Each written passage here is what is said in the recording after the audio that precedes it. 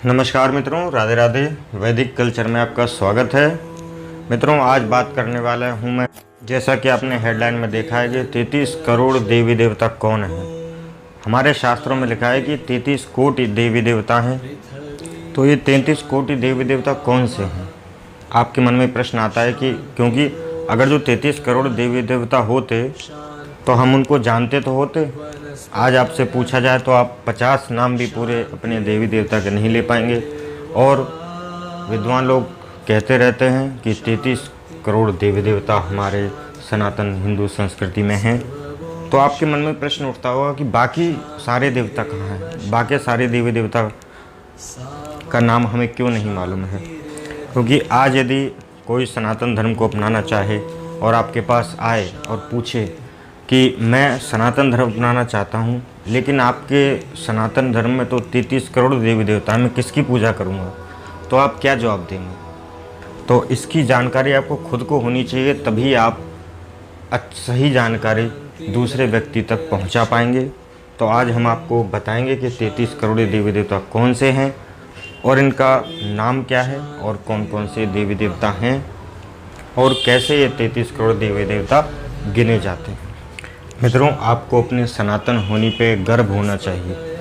सनातन आज हिंदू शब्द इतना प्रचलित हो गया है कि सनातन और हिंदू में लोगों को फ़र्क ही नहीं मालूम है कि सनातन क्या है और हिंदू क्या है।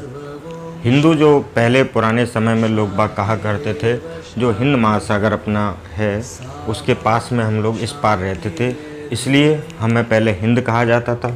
समय परिवर्तन के हिसाब से फिर हम लोगों को हिंदू कहा जाने लग गया। हिंदू कोई धर्म नहीं है, हिंदू कोई संस्कृति नहीं है। संस्कृति सिर्फ एक ही है और धर्म सिर्फ एक ही है, जो है सनातन धर्म, जो हमारे वेद पुराणों से और वेद पुराणों में कही गई बातों से चलता है। 18 पुराण हमारे सनातन में हैं, 4 वेद हैं, 6 शास्त्र हैं और अनेकों अनेक स्मृतियाँ, जिनकी वजह से हमारा सनातन धर्म पर आज पूरे विश्व में सबसे अधिक पूजा जाता है। और हिंदू तो कोई भी हो सकता है, जो हिंद महासागर जो अपने आर्यावर्त में रहता है वो सभी हिंदू हैं। और बस कुछ राजनीति के कारण हिंदू मुसलमान सब में भेद होने लग गया। बल्कि अगर जो पुराने समय की दृष्टि से देखें तो जितना भी मुस्लिम लोग हैं उनको भी हिंदू कहा जा सकता है। जितने भी यहाँ पर भारतवर्ष में क्रिश्चियन रहते हैं उनको भी हिंदू कहा जा सकता है, क्योंकि हिंदू कोई धर्म नहीं है, धर्म तो एक ही है, वो है सनातन। भारतवर्ष में रहने वाला हर व्यक्ति हिंदू है। और आपको फिर बता दें कि हिंदू कोई धर्म नहीं है, धर्म तो एक ही है, वो भी सनातन धर्म है। तो हमारे सनातन धर्म में 33 कोटि देवी देवता का विधान बताया गया है। 33 कोटि देवी देवता की पूजा करनी चाहिए। और ऋषि मुनियों ने भी लिखा है कि वेदों पुराणों में सभी में लिखा हुआ है कि हमारे इस धरती पर 33 कोटि देवी देवता हैं। मित्रों, उसमें कोटि शब्द का प्रयोग किया गया है। मित्रों, एक बात मेरे को और यहाँ पर याद आ गई, आप किसी की बात मत सुनिए, आप सिर्फ अपने वेदों का पुराणों का अध्ययन शुरू कर दीजिए। आपको किसी भी जगह जाने की, किसी से भी पूछने की आवश्यकता नहीं पड़ेगी, क्योंकि हमारे वेदों में पुराणों में सब कुछ वर्णित है। गीता, श्रीमद् भागवत गीता, शिव महापुराण, जो हमारे 18 पुराण हैं उनको आप पढ़िए। जब पढ़ेंगे तो आपको पता चलेगा कि सनातन कितना महत्व है। तो हम बात करेंगे यहाँ पर 33 कोटि से।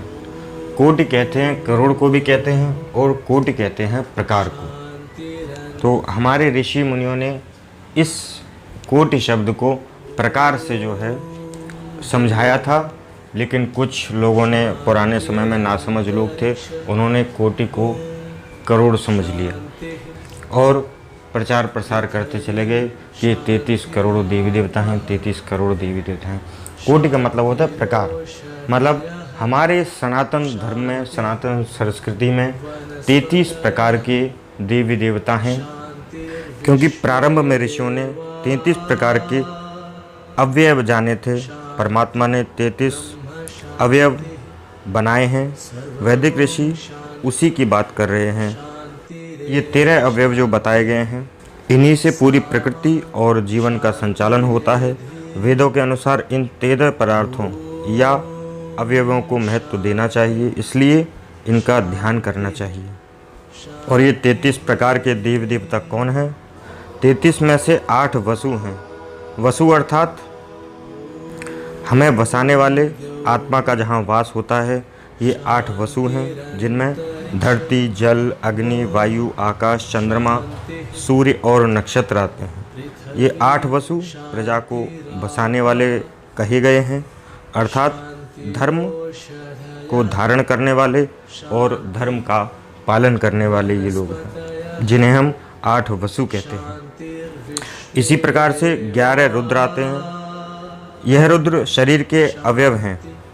जब यह अवयव एक एक करके शरीर से निकल जाते हैं, इसका मतलब ये है कि जब मनुष्य मर जाता है तो उसके भीतर से सभी रुद्र जो है निकल जाते हैं, जिनके निकलने के बाद उस व्यक्ति को मृत मान लिया जाता है।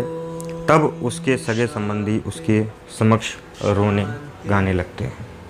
शरीर से निकलने वाले इन रुद्रों के नाम क्या हैं? बड़े ध्यान से सुनिएगा। पहले हैं प्राण, अपान, व्यान, समान, उदान, नाग, कुर्म और किरकल, देवदत्त और धनंजय। प्रथम पंच प्राण और दूसरे उसके उपप्राण हैं, और अंत में जो 11वां रुद्र है उसको जिसको हम जीवात्मा कहते हैं। ये 11 जब शरीर से निकल जाते हैं तो सारे सगे संबंधी भी हमारा साथ छोड़ देते हैं और वो जीवात्मा परमात्मा में लीन हो जाता है। तो पहले हमने बताया कि 8 वसु होते हैं, 11 रुद्र होते हैं, 11 और 8 19। आगे बढ़ते हैं, बात करते हैं 12 आदित्य। आदित्य को कहते हैं सूर्य। सूर्य के समय में 12 महीने होते हैं, जिसको 12 आदित्य भी कहा जाता है। इन्हें आदित्य इसलिए कहते हैं क्योंकि ये हमारी आयु को हरते हैं। जैसे जैसे समय बढ़ता रहता है वैसे वैसे हमारी आयु भी घटती रहती है। ये 12 आदित्य 12 महीने के नाम हैं। सूर्य की रश्मियों को भी इन्हीं श्रेणी में रखा जाता है, जिन्हें हम 12 राशियाँ बोलते हैं। 8 वसु, 11 रुद्र और 12 आदित्य को मिलाकर कुल मिलाकर 31 हुए। और 32वां कहते हैं देवता को, जिनका नाम है इंद्र। इंद्र का अर्थ बिजली या ऊर्जा से है। और 33वां है प्रजापति, जिससे वायु, दृष्टि, जल और शिल्प शास्त्र और हमारा उन्नत समाज होता है, उसमें औषधियाँ उत्पन्न होती हैं। ये 33 कोटि यानी कि 33 प्रकार के अवयव बताए गए हैं, जिन्हें देव कहा गया है। देव का अर्थ होता है दिव्य गुणों से युक्त। हमें ईश्वर ने जिस रूप में यह 33 पदार्थ दिए हैं, उसी रूप में उन्हें शुद्ध, निर्मल और पवित्र बनाए रखना ही सबसे बड़ा हमारा परम कर्तव्य है। दूसरे नंबर पर हमने आपको जो 12 आदित्य बताए थे, उनके नाम इस प्रकार हैं। पहला है अंशुमान, दूसरा आर्यमान, तीसरा इंद्र, चौथा तुरष्टा, 5वां धातु, 6वां पर्जन्य, 7वां पूषा, 8वां भग, 9वां मित्र और 10वां वरुण और 11वां विवस्वान और 12वां स्वयं विष्णु। इसी प्रकार से 8 वसु हैं। पहले का नाम है आप, दूसरे का ध्रुव, तीसरे का सोम, चौथे का धर, 5वें का अनिल, 6ठा अनल, 7वां प्रत्यूष और 8वां प्रभास। इस प्रकार से ये 8 वसु हुए। इसी प्रकार से आगे के क्रम में 11 रुद्र हैं। 11 रुद्रों के नाम इस प्रकार हैं। पहला शंभु, दूसरा पिनाकी, तीसरा गिरीश, चौथा स्थाणु, 5वां भर्ग, 6वां भव, 7वां सदाशिव, 8वां शिव और 9वां हर, 10वां सर्व और 11वां कपाली। ये हुए 31। और 2 जो हमने आपको अश्विनी कुमार बताए थे, एक का नाम है नासत्य और दूसरे का द्रास्त्र, जिनको हम प्रजापति भी कहते हैं। प्रजापति मतलब जो प्रजा की करते हैं, जिन्हें हम ब्रह्मा भी कहते हैं। तो 12 आदित्यों में भगवान विष्णु आ गए, 2 प्रजापति में ब्रह्मा जी आ गए और 11 रुद्र में भगवान शिव आ गए। इसी प्रकार से ये 33 कोटि देवी देवता हुए, जिनको हम ब्रह्मा विष्णु महेश इत्यादि के नाम से जानते हैं। जो हम लोगों का, ब्रह्मा जी का काम है सृष्टि उत्पन्न करना, विष्णु जी का काम है सृष्टि का पालन करना और शिव का काम है संहार करना। तो इस तरीके से ये 33 कोटि देव देवता हुए। तो आज के बाद यदि आपसे कोई पूछे कि आपके धर्म में तो 33 करोड़ देवी देवता हैं, हम आपके धर्म को कैसे अपनाएं, तो आपको बिल्कुल सही जानकारी होगी। तो आप अच्छे से उसको समझा सकते हैं कि 33 कोटि देवी देवता का यह अर्थ है। कोटि का मतलब यहाँ पर प्रकार से बताया गया है, ना कि करोड़ से। तो मित्रों, आज के लिए बस इतना ही। जानकारी अच्छी लगे तो लाइक शेयर कमेंट करना ना भूलें और हमारे चैनल वैदिक कल्चर को सब्सक्राइब करना बिल्कुल ना भूलें, क्योंकि ऐसी सनातन संस्कृति से जुड़ी हुई जानकारी हम आप तक लेकर आते रहते हैं। चैनल सब्सक्राइब करके बेल नोटिफिकेशन ऑन करना बिल्कुल ना भूलें। आपने इतने प्रेम से सुना उसके लिए बहुत बहुत धन्यवाद। नमस्कार, राधे राधे, जय हिंद, वंदे मातरम।